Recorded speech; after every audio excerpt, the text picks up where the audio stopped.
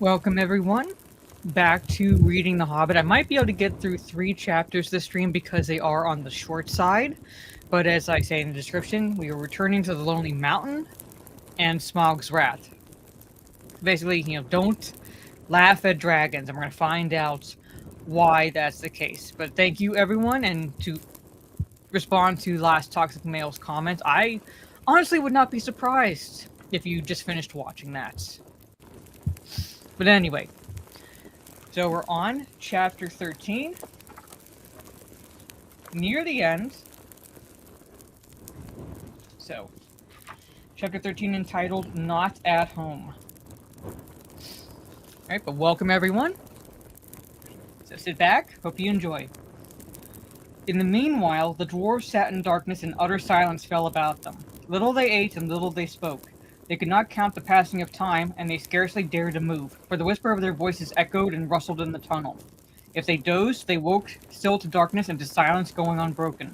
At last, after days and days of waiting, as it seemed, when they were becoming choked and dazed for want of air, they could bear it no longer. They would almost have welcomed sounds from below with the dragon's return. In a silence, they feared some cunning devilry of his, but they could not sit there forever. Thorin spoke. "Let us try the door," he said. "I must feel the wind on my face soon or die. I think I would rather be smashed by Smaug in the open than suffocate in here." So several of the dwarves got up and groped back to where the door had been, but they found that the upper end of the tunnel had been shattered and blocked with broken rock. Neither key nor the magic it had once obeyed would ever open that door again. "We are trapped," they groaned. "This is the end. We shall die here." But somehow, just when the dwarves were just despairing, Bilbo felt a strange lightening of the heart, as if a heavy weight had gone from under his waistcoat. "Come, come," he said. "While there's life, there's hope, as my father used to say, and third time pays for all. I'm going down the tunnel once again. I've been that way twice when I knew there was a dragon at the other end, so I will risk a third visit when I'm no longer sure. Anyway, the only way out is down, and I think this time you'd better all come with me." In desperation they agreed, and Thorin was the first to go forward by Bilbo's side. "Now do be careful," whispered the hobbit, "and as quiet as you can be. There may be no Smaug at the bottom, but then again, there may be. Don't let us take any unnecessary risks." Down, down they went. The dwarves could not, of course, compare with the hobbit in real stealth, and they made a deal of puffing and shuffling which echoes magnified alarmingly. But though every now and again Bilbo in fear stopped and listened, not a sound stirred below. Near the bottom, as well as he could judge, Bilbo slipped on his ring and went ahead. But he did not need it. The darkness was complete, and they were all invisible, ring or no ring. In fact, so black was it that the hobbit came to the opening unexpectedly, put his hand on air, stumbled forward, and rolled headlong into the hall. There he lay face downwards on the floor, and did not dare to get up, or hardly even to breathe. But nothing moved. There was not a gleam of light, unless, as it seemed to him, when at last he slowly raised his head, there was a pale white glint above him and far off in the gloom. But certainly it was not a spark of dragon fire, though the worm stench was heavy in that place, and the taste of vapor was on his tongue. At length Mr. Baggins could bear it no longer. "Confound you, Smaug, you worm," he squeaked aloud. "Stop playing hide-and-seek. Give me a light and then eat me if you can catch me." Welcome, everyone. Faint echoes ran round the unseen hall, but there was no answer. Bilbo got up and found that he did not know in what direction to turn. "Now I wonder what on earth Smaug is playing at," he said. "He is not at home today, or tonight, or whatever it is, I do believe. If Oin and Gloin have not lost their tinder boxes, perhaps we can make a little light, and have a look round before the luck turns. Light," he cried. "Can anybody make a light?" The dwarves, of course, were very alarmed when Bilbo fell forward down the step with a bump into the hall, and they sat huddled just where he had left them at the end of the tunnel. "Shh!" they hissed, when they heard his voice, and though that helped the hobbit to find out where they were, it was some time before he could get anything else out of them. But in the end, when Bilbo actually began to stamp on the floor and screamed out "Light!" at the top of his shrill voice, Thorin gave way, and Oin and Gloin were sent back to their bundles at the top of the tunnel. After a while, a twinkling gleam showed them returning, Oin with a small pine torch alight in his hand, and Gloin with a bundle of others under his arm. Quickly, Bilbo trotted to the door and took the torch, but he could not persuade the dwarves to light the others or to come and join him yet. As Thorin carefully explained, Mr. Baggins was still officially their expert burglar and investigator. If he liked to risk a light, that was his affair. They would wait in the tunnel for his report, so they sat near the door and watched. They saw the little dark shape of the hobbit start across the floor, holding his tiny light aloft. Every now and again, while he was still near enough, they caught a glint and tinkle as he stumbled on some golden thing. The light grew smaller as he wandered away into the vast hall, and it began to rise, dancing into the air.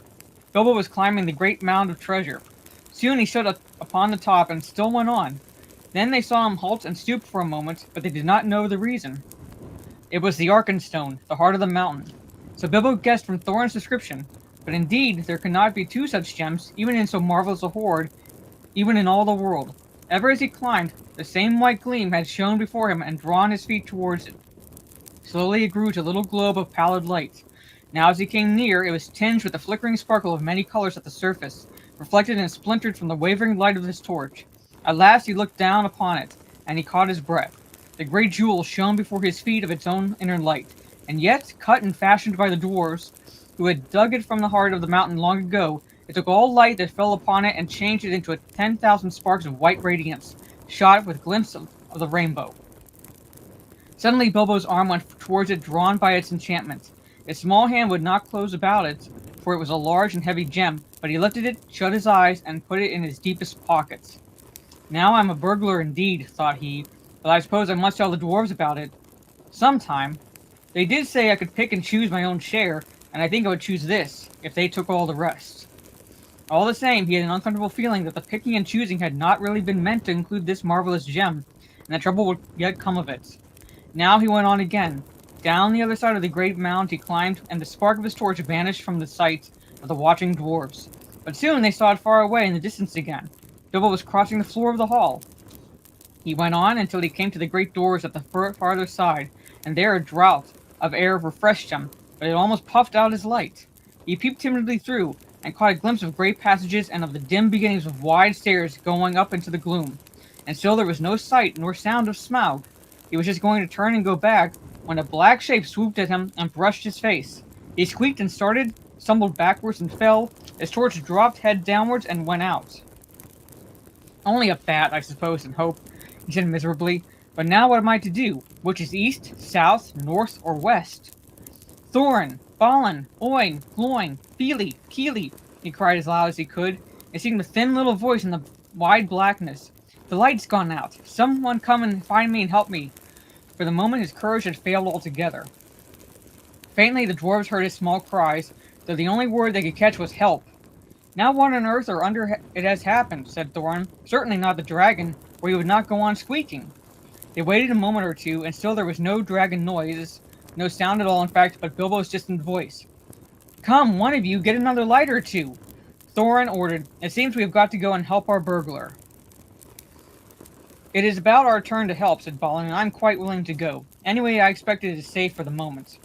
Gloin lit several more torches, and they all crept out, one by one, and went along the wall as hurriedly as they could. It was not long before they met Bilbo himself coming back towards them. His wits had quickly returned as soon as he saw the twinkle of their lights. Only a bat and a dropped torch, nothing worse, he said in answer to their questions. Though they were much relieved, they were inclined to be grumpy at being frightened for nothing. But what they would have said if he had told them at that moment about the Arkenstone, I don't know. The mere fleeting glimpses of treasure which they had caught as they went along had rekindled all the fire of the dwarvish hearts. And when the heart of a dwarf, even the most respectable, is awakened by gold and by jewels, he grows suddenly bold, and he may become fierce. The dwarves indeed no longer needed any urging. All were now eager to explore the hall while they had the chance, and willing to believe that, for the present, Smaug was away from home. Each now gripped a lighted torch, and as they gazed, first on one side and then on another, they forgot fear and even caution. They spoke aloud, and cried out to one another as they lifted old treasures from the mound and from the wall and held them in the light, caressing and fingering them. Fili and Kili were almost in merry mood, and finding still hanging their many golden harps, strung with silver, they took them and struck them, and being magical, and also untouched by the dragon, who had small interest in music, they were still in tune. The dark hall was filled with a melody that had long been silent, but most of the dwarves were more practical. They gathered gems and stuffed their pockets, and let what they could not carry fall back through their fingers with a sigh. Thorin was not least among these, but always he searched from side to side for something which he could not find. It was the Arkenstone, but he spoke of it yet to no one. Now the dwarves took down the mail and weapons from the walls and armed themselves. Royal indeed did Thorin look, clad in a coat of gold-plated rings, with a silver hafted axe, and a belt crusted with scarlet stones. "Mr. Baggins," he cried, "here's the first payment of your reward. Cast off your old coat and put on this." With that he put on Bilbo a small coat of mail, wrought for some young elf prince long ago. It was of silver steel, which the elves called mithril, and with it went a belt of pearls and crystals. A light helm of figured leather, straightened beneath with hoops of steel, and studded about the brim with white gems, was set upon the hobbit's head. "I feel magnificent," he thought, "but I expect I look rather absurd. How they would laugh on the hill at home. Still, I wish there was a looking-glass handy." All the same, Mr. Baggins kept his head more clear of the bewitchment of the hoard than the dwarves did. Long before the dwarves were tired of examining the treasures, he became weary of it, and sat down on the floor, and he began to wonder nervously what the end of all it would be. "I would give a good many of these precious goblets," he thought, "for a drink of something cheering out of one of Beorn's wooden bowls." "Thorin," he cried aloud, "what's next? We are armed, but what good has any armor ever been against Smaug the Dreadful? This treasure is not yet won back. We are not looking for gold yet, but for a way of escape, and we have tempted luck too long." "You speak the truth," answered Thorin, recovering his wits. "Let us go. I will guide you. Not in 1,000 years should I forget the ways of this place." Then he hailed the others, and they gathered together, and holding their torches above their heads, they passed through the gaping doors, not without many a backward glance of longing. Their glittering mail they had covered again with their old cloaks, and their bright helms with their tattered hoods, and one by one they walked behind Thorin, a line of little lights in the darkness that halted often, listening in fear once more for any rumor of the dragon's coming. Though all the old adornments were long mouldered or destroyed, and though all was befouled and blasted with the comings and goings of the monster, Thorin knew every passage and every turn. They climbed long stairs, and turned and went down wide echoing ways, and turned again and climbed yet more stairs, and yet more stairs again.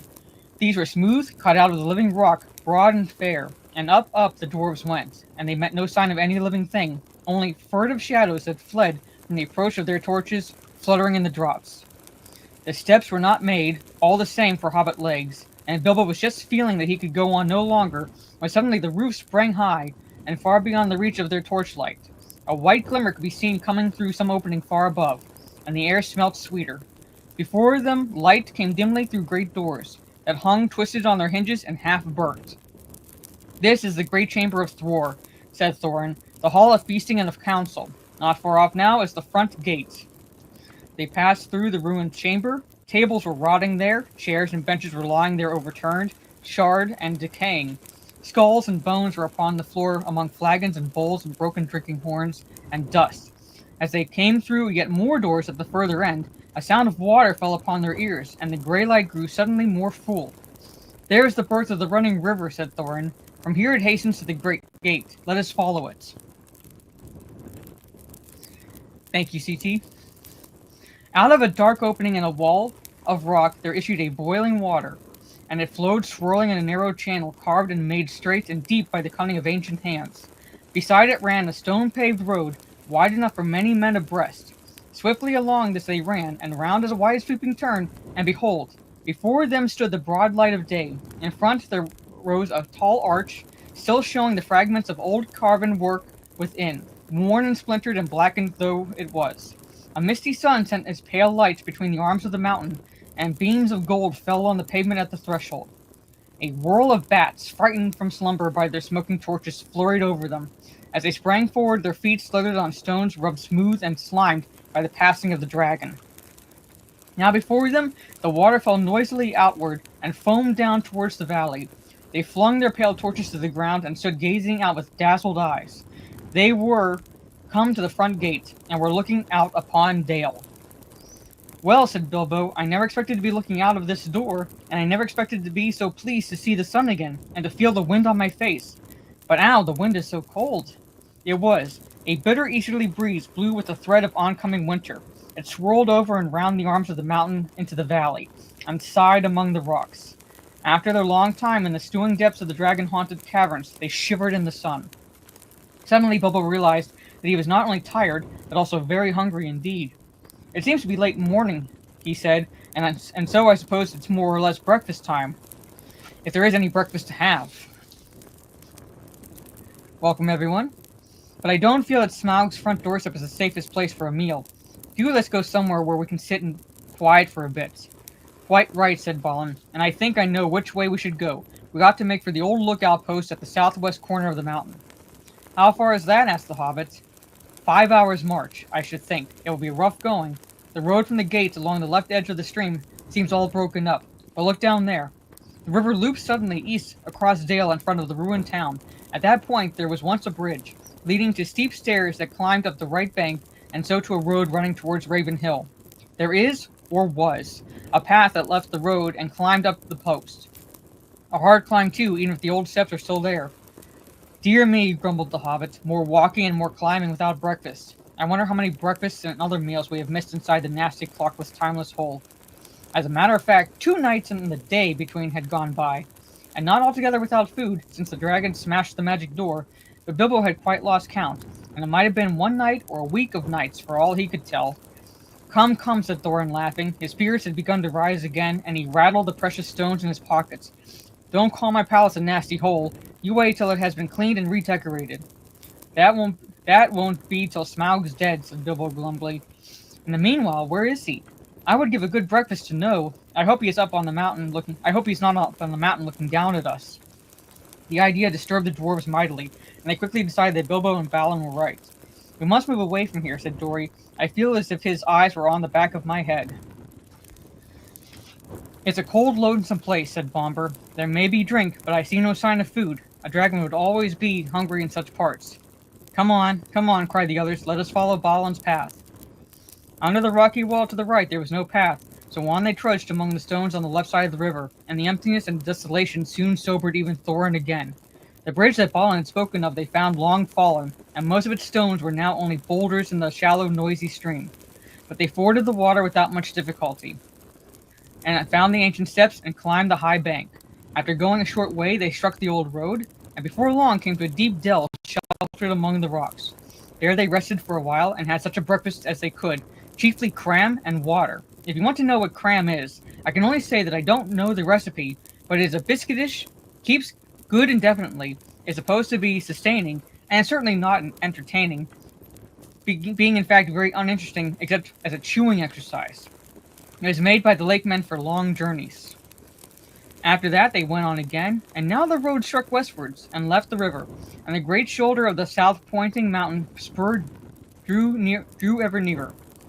At length they reached the hill path. It scrambled steeply up, and they plodded slowly one behind the other till at last in the late afternoon they came to the top of the ridge and saw the wintry sun going downwards to the west. Here they found a flat place without a wall on 3 sides, but backed to the north by a rocky face which there was an opening like a door. From that door there was a wide view east and south and west. Here, said Balin, in the old days we used to always keep watchmen, and that door behind leads into a rock-hewn chamber that was made here as a guard-room. There were several places like it around the mountain, but there seemed small need for watching in the days of our prosperity, and the guards were made over-comfortable, perhaps, otherwise we might have had longer warning of the coming of the dragons, and things might have been different. Still, here we can now lie hid and sheltered for a while, and can see much without being seen. Not much use if we have been seen coming here, said Dori, who was always looking up towards the mountain's peak as if he expected to see Smaug perched there like a bird on a steeple. We must take our chance with that, said Thorin. We can go no further today. Here, here, cried Bilbo, and flung himself on the ground. In the rock chamber there would have been room for 100, and there was a small chamber further in, more removed from the cold outside. It was quite deserted. Not even wild animals seemed to have used it in all the days of Smaug's dominion. There they laid their burdens, and some threw themselves down at once and slept, but others sat near the outer door and discussed their plans. In all their talk they came perpetually back to one thing. Where was Smaug? They looked west and there was nothing, and east there was nothing, and in the south there was no sign of the dragon. But there was a gathering of very many birds. At that they gazed and wondered, but they were no nearer understanding it when the first cold stars came out. I'll take a quick break and take some water. Welcome everyone. Hope you're enjoying the stream. And if you're not catching this live, hope you enjoy the replay.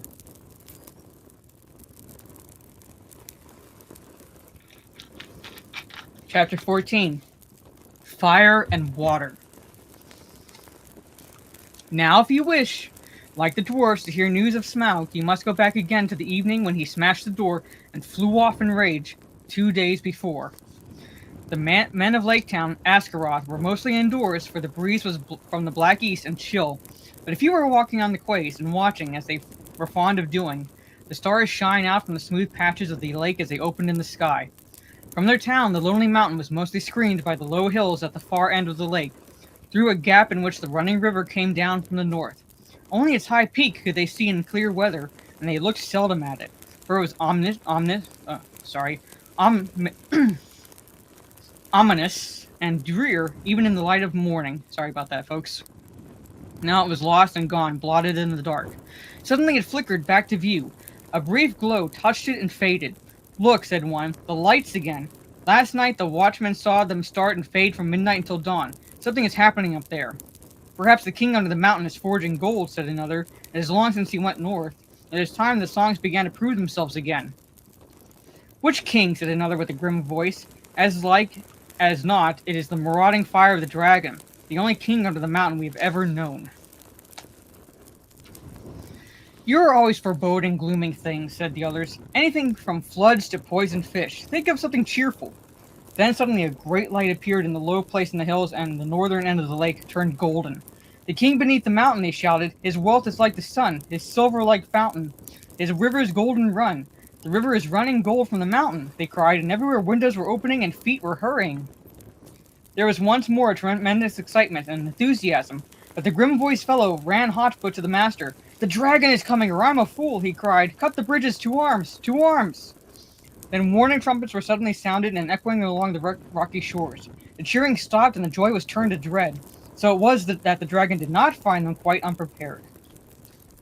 Before long, so great was his speed, they could see him as a spark of fire rushing towards them and growing ever hungrier and more bright, and not the most foolish doubted that the prophecy had gone rather wrong.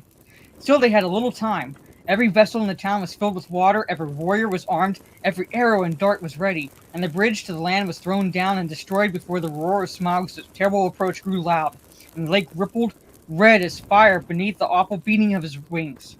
Amid shrieks and wailing and the shouts of men, he came over them, swept towards the bridges, and was foiled. The bridge was gone, and his enemies were on an island in deep water, too deep and dark and cool for his liking. If he plunged into it, a vapor and a steam would rise enough to cover all the land with a mist for days. But the lake was mightier than he. It would quench him before he could pass through. Roaring, he swept back over the town. A hail of dark arrows leapt up, and snapped and rattled on his scales and jewels, and their shafts fell back, kindled by his breath, burning and hissing into the lake. No fireworks you ever imagined equaled the sights that night. At the twanging of the bows and the shrilling of the trumpets, the dragon's wrath blazed to its height, till he was blind and mad with it. No one had dared to give him battle to him for many an age, nor would they have dared now, if it had not been for the grim-voiced man, Bard was his name, who ran to and fro, cheering on the archers and urging the master to order them to fight to the last arrow. Bard the bowman. Fire leapt from the dragon's jaws. He circled for a while high in the air above them, lighting all the lake. The trees by the shore shone like copper and like blood, with leaping shadows of dense black at their feet. Then down he swooped, straight through the arrow storm, reckless in his rage, taking no heed to turn his scaly sides towards his foes, seeking only to set their town ablaze. Fire leapt from thatched roofs and wooden beam ends as he hurled down and passed and round again, though all had been drenched with water before he came. Once more water was flung by 100 hands wherever a spark appeared. Back swirled the dragon. A sweep of his tail and the roof of the great house crumbled and smashed down. Flames, unquenchable, sprang high into the night. Another swoop, and another house, and then another sprang afire and fell. And still no arrow hindered Smaug or hurt him more than a fly from the marshes. Already men were jumping into the water on every side. Women and children were being huddled into laden boats in the market pool. Weapons were flung down. There was mourning and weeping, where but a little time ago the old songs of mirth to come had been sung about the dwarves. Now men cursed their names. The master himself was turning to his great gilded boat, hoping to row away into the confusion and save himself. Soon all the town would be deserted and burned down to the surface of the lake. That was the dragon's hope. They could all get into boats for all he cared. There he could have fine sport hunting them. Welcome, everyone. Or they could stop till they starved. Let them try to get to land, and he would be ready. Soon he would set all the shoreland woods ablaze, and wither every field and pasture. Just now he was enjoying the sport of town baiting more than he had enjoyed anything for years. But there was still a company of archers that held their ground among the burning houses. Their captain was Bard, of prophesying floods and poisoned fish, though they knew his worth and courage. He was a descendant in the long line of Girion, Lord of Dale, whose wife and child had escaped down the running river from the ruin long ago. Now he shot with a great yew bow, till all his arrows but one were spent. The flames were near him, his companions were leaving him. He bent his bow for the last time. Suddenly, out of the dark, something fluttered to his shoulder.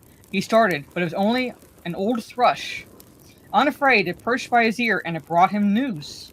Marveling, he found that he could understand its tongue, for he was of the race of Dale. Wait, wait, it said to him. The moon is rising. Look for the hollow of the left breast as he flies and turns above you. And while Bard paused in wonder, it told him of tidings up in the mountain and of all that it had heard. Then Bard drew his bowstring to his ear. The dragon was circling back, flying low, and as he came to the moon, rose above the eastern shore and silvered his great wings. Arrow, said the bowman, black arrow, I have saved you to the last. You have never failed me, and always I have recovered you. I had you from my father, and he from of old. If ever you came from the forges of the true king under the mountain, go now and speed well. The dragon swooped once more lower than ever, and as he turned and dived down, his belly glittered white, with sparkling fires of gems in the moon, but not in one place. The great bow twanged, the black arrow sped straight from the string, straight from the hollow by the left breast, straight for the hollow by the left breast, where the foreleg was flung wide. In it smote and vanished, barb, shaft, and feather, so fierce was its flight. With a shriek that deafened men, felled trees and split stones, Smaug's shot spouting into the air, turned over and crashed down from on high in ruin. Full on the town he fell. His last throw splintered it to sparks and gleds. The lake roared in. A vast steam leapt up, white in the sudden dark under the moon. There was a hiss, a gushing whirl, and then silence. And that was the end of Smaug and Esgaroth, but not of Bard. The waxing moon rose higher and higher, and the wind grew loud and cold. It twisted the white fog into bending pillars and hurrying clouds and drove it off to the west to scatter in tattered shreds over the marshes before Mirkwood. Then the many boats could be seen dotted dark on the surface of the lake, and down the wind came the voices of the people of Asgaroth, lamenting their lost town and goods and ruined houses. But they had really much to be thankful for had they thought of it, though it could hardly be expected that they should just then. 3/4 of the people of the town had at least escaped alive. Their woods and fields and pastures and cattle and most of their boats remained undamaged, and the dragon was dead. What that meant they had not yet realized. They gathered in mournful crowds upon the western shores, shivering in the cold wind, and their first complaints and anger were against the master, who had left the town so soon, while some were still willing to defend it. He may have a good head for business, especially his own business, some murmured, but he is no good when anything serious happens, and they praised the courage of Bard and his last mighty shot. If only he had not been killed, they all said, we would make him a king. Bard, the dragon shooter of the line of Girion. Alas, that he is lost. And in the very midst of their talk, a tall figure stepped from the shadows. He was drenched with water, his black hair hung wet over his face and shoulders, and a fierce light was in his eyes. Bard is not lost, he cried. He died from Asgaroth when the enemy was slain. I am Bard of the line of Girion. I am the slayer of the dragon. King Bard, they shouted, but the master ground his chattering teeth. Girion was Lord of Dale, not of Asgaroth, he said. In the lake town we have always elected masters from among the old and wise, and have not endured the rule of mere fighting men. Let King Bard go back to his own kingdom. Dale is now freed by his valor, and nothing hinders his return. And any that wish can go with them, if they prefer the cold stones under the shadow of the mountain to the green shores of the lake. The wise will stay here and hope to rebuild our town, and enjoy again in time its peace and riches. We will have King Bard, the people near at hand shouted in reply. We have had enough of the old men and the money counters. And the people further off took up the cry, up the bowmen and down with money bags, till the clamor echoed along the shore. I'm the last man to undervalue Bard the bowman, said the master wearily, for Bard now stood close beside him.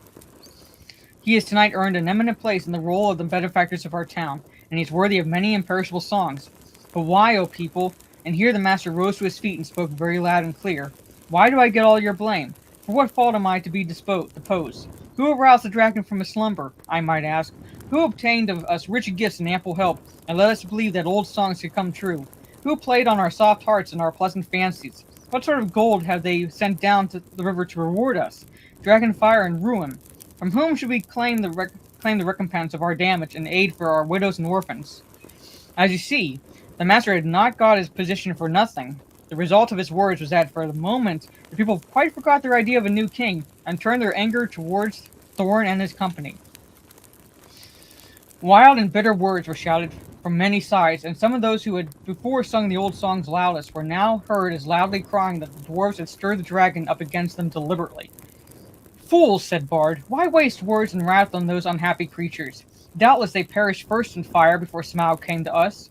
Then even as he was speaking, the thought came into his heart of the fabled treasure of the mountain, lying without guard or owner, and he fell suddenly silent. He thought of the master's words and of Dales rebuilt, and filled with golden bells if he could but find the men. At length he spoke again. "This is no time for angry words, master, or for considering weighty plans of change. There is work to do. I serve you still, though after a while I may think again of your words and go north with any that will follow me." Then he strode off to help in the ordering of the camps and in the care of the sick and the wounded. But the master scowled at his back as he went, and remained sitting on the ground. He thought much but little, unless it was to call loudly for men to bring him fire and food. Now everywhere Bard went he found talk running like fire among the people concerning the vast treasure that was now unguarded. No, he doesn't have kids. Men spoke of recompense for all their harm that they could soon get from it, and wealth over and to spare with which to buy rich things from the south, and it cheered them greatly in their plight. That was as well, for the night was bitter and miserable. Shelters could be contrived for few, the master had one, and there was little food, even the master went short. Many took ill of wet and cold and sorrow that night, and afterwards died, who had escaped uninjured from the ruin of the town, and in the days that followed there was much sickness and great hunger. Meanwhile Bard took the lead, and ordered things as he wished, though always in the master's name, and he had a hard task to govern the people and direct the preparations for their protection and housing. Probably most of them would have perished in the winter that now hurried after autumn, if help had not been to hand. But help came swiftly, for Bard at once had speedy messengers sent up the river to the forest to ask the aid of the king of the elves of the wood, and these messengers had found a host already on the move, although it was then only the third day after the fall of Smaug. The elven king had received news from his own messengers and from the birds that loved his folk, and already knew much of what had happened. Very great indeed was the commotion among all the things with wings that dwelt on the borders of the desolation of the dragon. The air was filled with circling flocks, and their swift flying messengers flew here and there across the sky. Above the borders of the forest there was whistling, crying, and piping. Far over Mirkwood tidings spread. Smaug is dead. Leaves rustled and startled ears were lifted. Even before the Elven King rode forth, the news had passed west right to the pine woods of the Misty Mountains. Beorn had heard it in his wooden house, and the goblins were at council in their caves. "That will be the last we shall hear of Thorin Oakenshield, I fear," said the king. "He would have done better to have remained my guest. It is an ill wind all the same," he added, "that blows no one any good." For he too had not forgotten the legend of the wealth of Thor. So it was that Bard's messengers found him now marching with many spearmen and bowmen, and crows were gathered thick above him, for they thought that the war was awakening again, such as not been in those parts for a long age. But the king, when he received the prayers of Bard, had pity, for he was the lord of good and kindly people. So turning his march, which had first been direct towards the mountain, he hastened now down the river to the long lake. He had not boats or rafts enough for his hosts, and they were forced to go the slower way by foot, but great store of goods he sent ahead by water. Still elves are light-footed, and though they were not in such days much used to the marches and treacherous lands between the forest and the lake, their going was swift. Only 5 days after the death of the dragon, they came upon the shores and looked on the ruins of the town. Their welcome was good, as may be expected, and the men and their master was ready to make any bargain for the future in return for the Elven King's aid. Their plans were soon made. With the women and the children, the old and the unfit, the master remained behind, and with him were some men of crafts and many skilled elves, and they busied themselves felling trees and collecting the timber sent down from the forest. Then they set about raising many huts by the shore against the oncoming winter, and also under the master's direction they began the planning of a new town, designed more fair and large even than before, but not in the same place. They moved northward They removed northward, higher up the shore, for ever after they had a dread of the water where the dragon lay. He would never again return to his golden bed, but it was stretched cold as stone, twisted upon the floor of the shallows. There for ages his huge bones could be seen in calm weather amid the ruined piles of the old town. A few dared to cross the cursed spot, and none dared to dive into the shivering water, or recover the precious stones that fell from his rotting carcass. But all the men of arms were still available, and the most of the Elven King's array got ready to march north to the mountain. It was thus that in 11 days from the ruin of the town, the head of their host passed the rock gates at the end of the lake and came into the desolate lands. Okay, I'm going to take another drink. And I'm going to continue on with chapter 15.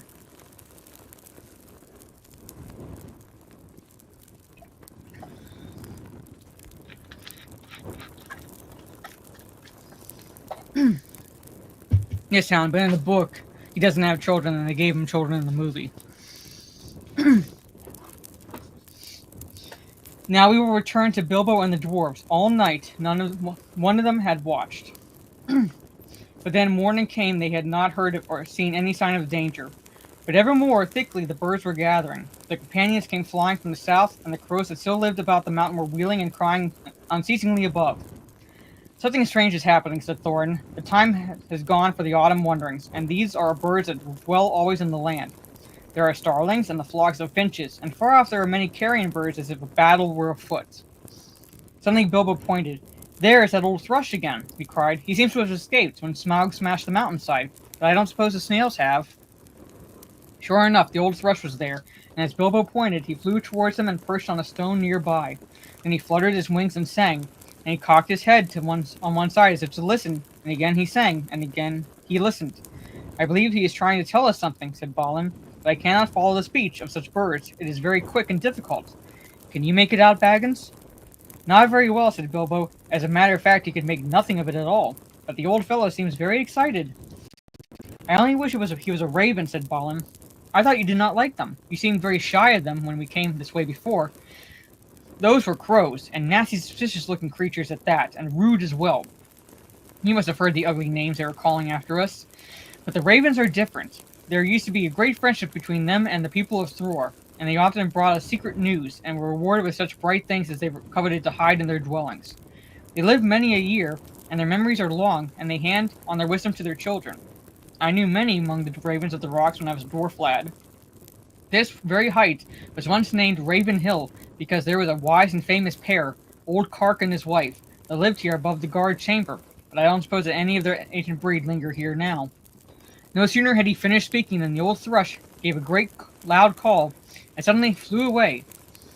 We may not understand him, but that old bird understands us, I am sure, said Balin. Keep watch now and see what happens. Before long there was a fluttering of wings, and back came the thrush, and with him came a most decrepit old bird. He was getting blind, he could hardly fly, and the top of his head was bald. It was an aged raven of great size. He alighted stiffly on the ground before them, slowly flapped his wings, and bobbed towards Thorin. O Thorin, son of Thrain, and Balin, son of Fundin, he croaked, and Bilbo could understand what he said, for he used ordinary language and not bird speech. I am Rorok, son of Kark. Kark is dead, but he was well known to you once. It is 100 years and 350 I came out of the egg, but I do not forget what my father told me. Now I am the chief of the great ravens of the mountain. We are few, but we remember still the king that was of old. Most of my people are abroad, for there are great tidings in the south. Some are tidings of joy to you, and some you will not think so good. Behold, the birds are gathering back again to the mountain and to dale from south and east and west, for word has gone out that Smaug is dead. Dead? Dead, shouted the dwarves. Dead! Then we have been in needless fear, and the treasure is ours. They all sprang up and began to caper about for joy. Yes, dead, said Rorok. The thrush, may his feathers never fall, saw him die, and we may trust his words. He saw him fall in battle with the men of Asgaroth the third night back from now at the rising of the moon.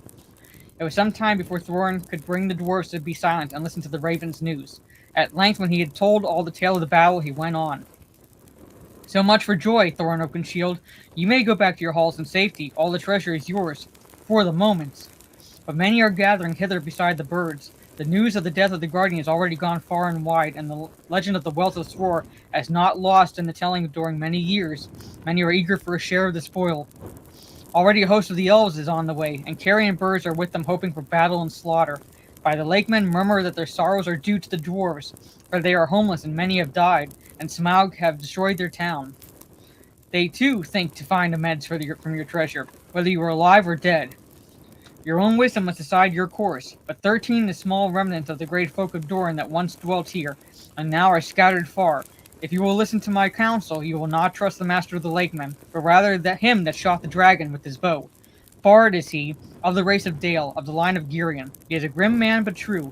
We would see peace once more among dwarves and men and elves after the long desolation, but it may cost you dear in gold. I have spoken. Then Thorin burst forth in anger.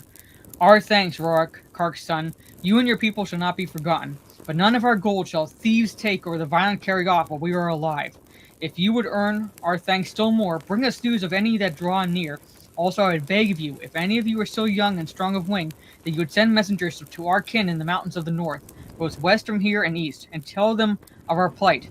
But go especially to my cousin, Dane, in the Iron Hills, for he has many people well armed, and dwells nearest to this place. Bid him hasten. I will not say if this counsel be good or bad, croaked Rorik, but I will do what can be done. Then off he slowly flew. Back now to the mountain, cried Thorin. We have little time to lose. And little food to use, cried Bilbo, always practical on such points.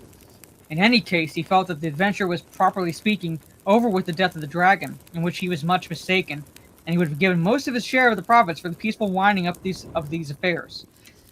Back to the mountain, cried the dwarves, as if they had not heard him, so back he had to go with them. As you have heard some of the events already, you will see that the dwarves still had some days before them. They explored the caverns once more, and found, as they expected, that only the forest gate remained open. All the other gates, except of course the small secret door, had long ago been broken and blocked by Smaug, and no sign of them remained. So now they began to labor hard in fortifying the main entrance and in making a new path that led from it. Tools were to be found in plenty that the miners and quarriers and builders of old had used, and at such work the dwarves were still very skilled. As they worked, the ravens brought them constant tidings. In this way, they learned that the Elven King had turned aside to the lake, and they still had a breathing space. Better still, they heard that 3 of their ponies had escaped and were wandering wild far down the banks of the running river, not far from where the rest of the stores had been left. So while the others went on with their work, Feely and Keely were sent, guided by a raven, to find the ponies and bring back all they could. They were 4 days gone, and by that time they knew that the joined armies of the lakemen and the elves were hurrying towards the mountain. But now their hopes were higher, for they had food for some weeks with care, chiefly cram, of course, and they were very tired of it. But cram is much better than nothing, and already the gate was blocked with a wall of scattered stone laid dry, but very thick and high across the opening. There were holes in the wall through which they could see or shoot, but no entrance. They climbed in or out with ladders and hauled stuff up with ropes. For the issuing of the stream, they had contrived a small low arch under the new wall, but near the entrance they had so altered the narrow bed that a wide pool stretched from the mountain wall to the head of the fall over which the stream went towards Dale. Approach to the gate was not only possible without swimming, only along a narrow ledge of the cliff, to the right as one looked outwards from the wall. The ponies they had brought only to the head of the steps above the old bridge, and unloading them, they had bidden them return to their masters and sent them back riderless to the south. There came a night when suddenly there were many lights as the fires and torches away south and Dale before them. They have come, called Balin, and their camp is very great. They must have come into the valley under the cover of dusk, along both banks of the river. That night the dwarves slept little. The morning was still pale when they saw a company approaching. From behind their wall they watched them come up the valley's head and climb slowly up. Before long they could see that both men of the lake armed as if for war, and elvish bowmen among them. At length the foremost of these climbed the tumbled rocks and appeared at the top of the falls, and very great was their surprise to see the pool before them and the gate blocked with a wall of new-hewn stone. As they stood pointing and speaking to one another, Thorin hailed them. "Who are you," he called in a very loud voice, "that come as if in war to the gates of Thorin, son of Thrain, king under the mountain, and what do you desire?" But they answered nothing. Some turned swiftly back, and the others, after gazing for a while at the gate and its defenses, soon followed them. That day the camp was moved to the east of the river, right between the arms of the mountain. The rocks echoed then with the voices and with song, as if they had not done for many a day. There was a sound, too, of elven harps and of sweet music, and as it echoed towards them, it seemed that the chill of the air was warmed and they caught faintly the fragrance of woodland flowers blossoming in spring. Then Bilbo longed to escape from the darkness fortress and to go down and join in the mirth and feasting by the fires. Some of the younger dwarves were moved in their hearts too, and they muttered that they wished things had fallen out otherwise, and that they might welcome such folks as friends. But Thorin scowled. Then the dwarves themselves brought forth harps and instruments regained from the horde, and made music to soften his mood.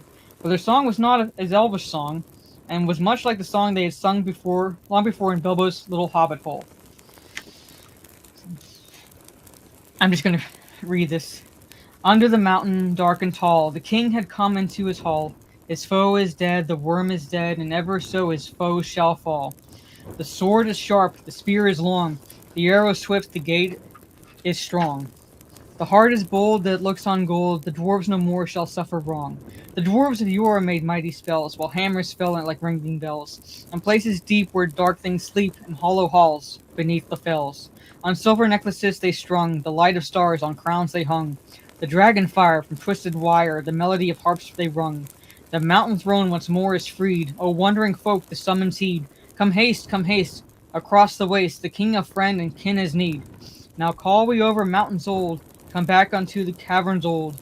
Here at the gates the king awaits, his hands are rich with gems and gold. The king is come unto his hill, under the mountain dark and tall. The worm of dread is slain and dead, and ever so our foes shall fall. The song appeared to please Thorin, and he smiled again and grew merry, and he began reckoning at the distance to the iron hills and how long it would be before Dane could reach the lonely mountain, if he had set out as soon as the message reached him. But Bilbo's heart fell, both at the song and the talk. They sounded much too warlike. The next morning, early as a company of spearmen was seen crossing the river and marching up the valley. They bore with them the green banner of the Elven King and the blue banner of the lake, and they advanced until they stood right before the wall of the gates. Again Thorin hailed them in a loud voice. Who are you that come armed for war to the gates of Thorin, son of Thrain, king under the mountain? This time he was answered. A tall man stood forward, dark hair and grim of face, and he cried, Hail, Thorin! Why do you fence yourself like a robber in his hold? Why, we are not yet foes, and we rejoice that you are alive beyond our hope. We came expecting to find none living here, yet now that we are met, there is matter for a parley and a council. Who are you, and what would you parley? I am Bard, and by my hand was the dragon slain, and your treasure delivered. Is that not a matter that concerns you? Moreover, I am by right descent the heir of Girion of Dale, and in your hoard is mingled much of the wealth of his halls and towns, which of old Smaug stole. Is not that a matter of which we may speak? Further, in his last battles, Smaug destroyed the dwellings of the men of Asgaroth, and I am yet the servant of their master. I would speak for him and ask whether you have no thought for the sorrow and misery of his people. They aided you in your distress, and in recompense, you have thus far brought ruin only, though doubtless undesigned. Now these were fair words and true, if proudly and grimly spoken, and Bilbo thought that Thorin would at once admit what justice was in them. He did not, of course, expect that anyone would remember that it was he who discovered all by himself the dragon's weak spot, and that it was just as well, for no one ever did. But also he did not reckon with the power that gold is upon which a dragon has long brooded, nor with dwarvish hearts. Long hours in the past days Thorin had spent in the treasury, and the lust of it was heavy on him. Though he had hunted cheaply through the Arkenstone, yet he had an eye for many another wonderful thing that was lying there, about which were wound old memories of the labors and the sorrows of his race. You put your worst cause last in the chief place, Thorin answered. To the treasure of my people no man has a claim, because Smaug, who stole it from us, also robbed him of life at our home. The treasure was not his, that his evil deeds should be amended with a share of it.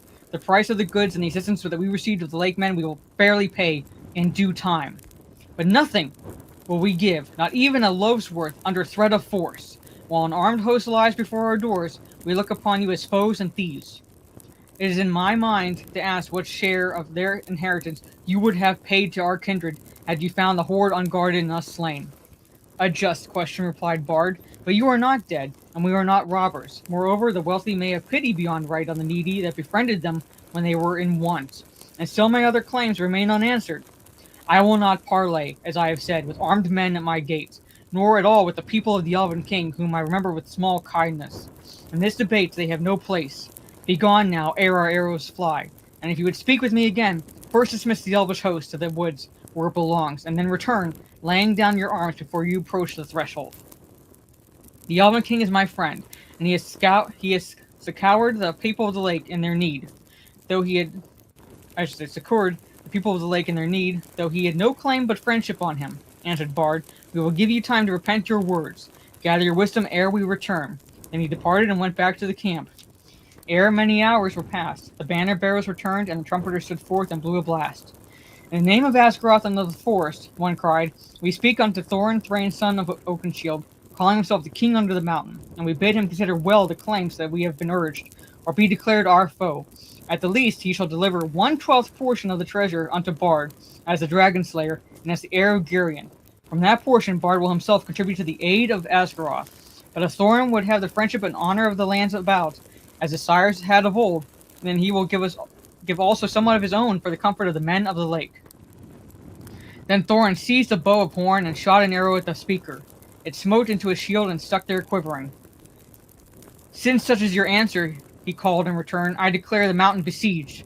You shall not depart from it until you call on your side for a truce and a parley. We will bear no weapons against you, but we leave you to your gold. You may eat that if you will. With that, the messengers departed swiftly, and the dwarves were left to consider their case. So grim had Thorin become that even if they had wished, the others would not have dared to find fault with them, but indeed most of them seemed to share his mind. Except perhaps old Fat Bomber and Felian Keeley. Bilbo, of course, disapproved of the whole turn of affairs. He had by now had more than enough of the mountain, and being besieged inside, it was not at all to his taste. The whole place still stinks of dragon, he grumbled to himself, and it makes me sick, and cram is beginning simply to stick in my throat. And that is where we end, ladies and gentlemen. Leave you on a cliffhanger. Because now, greed has overtaken Thorin. Has overtaken the dwarves. Well, yeah, because in Lord of the Rings lore from the Silmarillion, dwarves were actually awakened first before the elves by Aule. Not in any way as a slight against Iluvatar, but more or less like to see if he could create something such as Iluvatar did. Aule created the dwarves, and they were awakened. And when Iluvatar was ready to smite them, or no, I should say Iluvatar, rebuked Aule, and Aule was ready to smite his own creation, Iluvatar saw the dwarves recoil in fear, which told Iluvatar these creatures were sentient, they had feelings, and understood emotions and things like that. So he stopped Aule and said, don't kill them. They can remain. However, they cannot be awake before my children, the elves. So basically, the dwarves were put to sleep, like in a slumber, until the children of Iluvatar had awakened. So technically, the dwarves came first.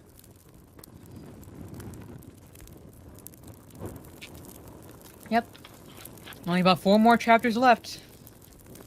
Yeah, so I'm gonna leave you with a cliffhanger because we are coming into essentially the Battle of the Five Armies. Word has gone out that the dragon is dead, and so essentially, from what races are hearing, the treasure is unguarded and ripe for the picking. Alright? So I'm gonna leave you with all there. Probably no reading stream tomorrow just because I'm not sure what the day is going to be like for me because I'm going to be hanging out with family, essentially. And then tomorrow evening is Talk Nerdy to Us on my channel that I do with My Nerdy Home. But I will return definitely Monday. I might just do a reading stream Monday. Might just do a reading stream Monday rather than a gaming stream and a reading stream. So that way, maybe I can have this done before Christmas, and then sometime after Christmas or so, maybe start reading The Lord of the Rings. Okay? But yeah, so that is my plan. So a reading stream... Oh, no, so... Home Alone 2 is Monday.